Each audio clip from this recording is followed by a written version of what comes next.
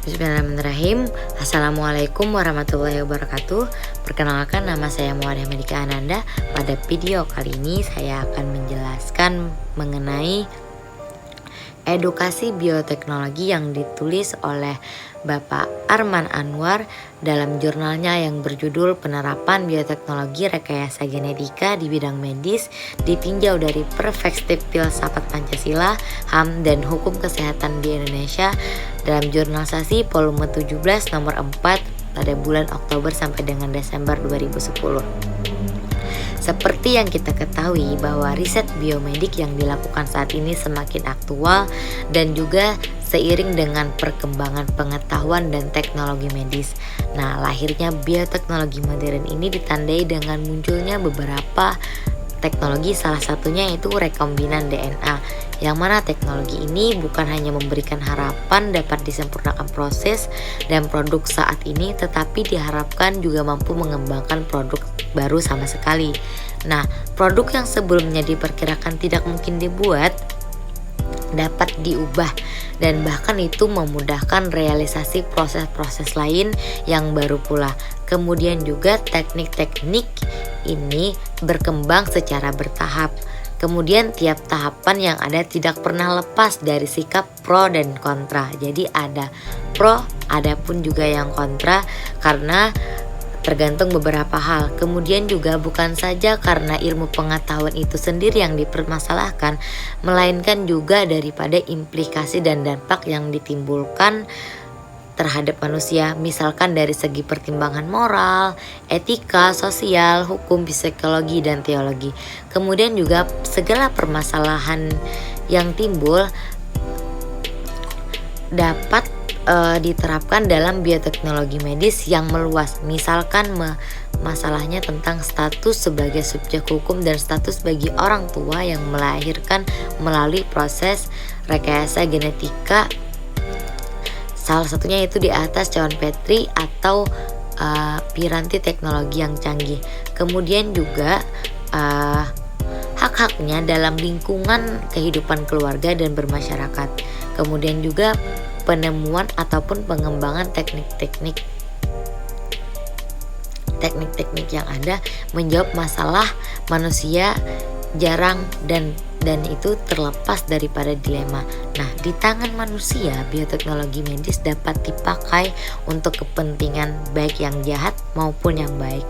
Kemudian juga adalah hal yang mustahil bagi manusia dengan hikmat sendiri dapat menjawab setiap permasalahan yang ada dengan memuaskan tanpa juga menimbulkan ekses yang negatif.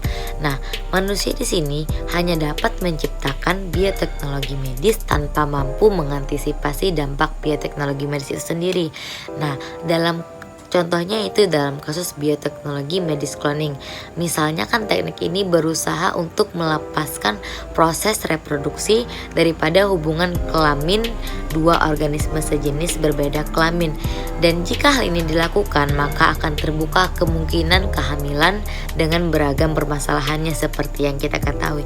Kemudian juga manusia akan dapat terus mencoba apakah cloning ini dapat dilakukan, misalnya antara manusia dengan hewan ternak, yaitu seperti misalkan yaitu ruminansia seperti sapi, kambing ataupun domba yang hanya saja ini dilegitimasi oleh bioteknologi. Kemudian juga kehadiran bioteknologi ini bukan hanya membawa perubahan sosial yang cukup besar, tetapi juga memunculkan pemikiran-pemikiran yang baru dalam bidang etika, moral, nilai maupun hukum.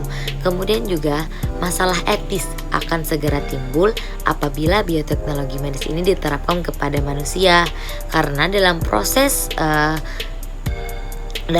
contohnya pembuahan di tabung Petri ini biasanya banyak embrio yang dihasilkan, tetapi tidak semua dapat dipakai untuk ditanam di dalam rahim. Nah, maka oleh sebab itu yang banyak tadi kan tidak semuanya dipakai. Jadi sebagian itu akan dimusnahkan atau dibuang. Padahal secara etis embrio adalah makhluk hidup, apalagi jika cloning manusia dilakukan dengan menggunakan jasa bank sel telur dan melibatkan pihak ketiga yaitu ibu pengandung. Nah, yang mana di sini menyediakan jasa penyewaan rahimnya sampai pada proses kelahiran. Tidak terbayangkan betapa kompleksnya permasalahan etis yang akan timbul.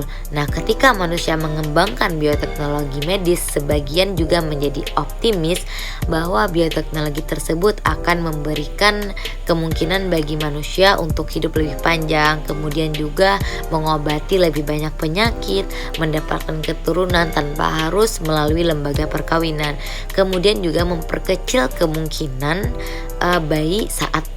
kematian bayi saat dilahirkan. Nah, karena itu bioteknologi telah membawa manusia pada masa atau pada era sintesis dan diakui sebagai salah satu industri kunci. Nah, kehadiran bioteknologi pun juga akan menguasai kehidupan manusia dan memiliki kekuatan yang besar untuk mengubah jalannya perkembangan organisme suatu makhluk hidup. Nah, orang tidak hanya menemukan dan mengurai kehidupan, tetapi juga berusaha untuk mengubah dan menciptakan kehidupan yang baru. Nah, dengan kemajuan yang pesat ini terjadi di bidang bioteknologi medis, yang mana juga di sini manusia berusaha untuk menemukan hal-hal yang baru dalam menentukan pola ataupun tujuan hidup. Mungkin itu saja sedikit tentang edukasi bioteknologi dari saya. Sekian, mohon maaf. Bila taufiq wal hidayah. Wassalamualaikum warahmatullahi wabarakatuh.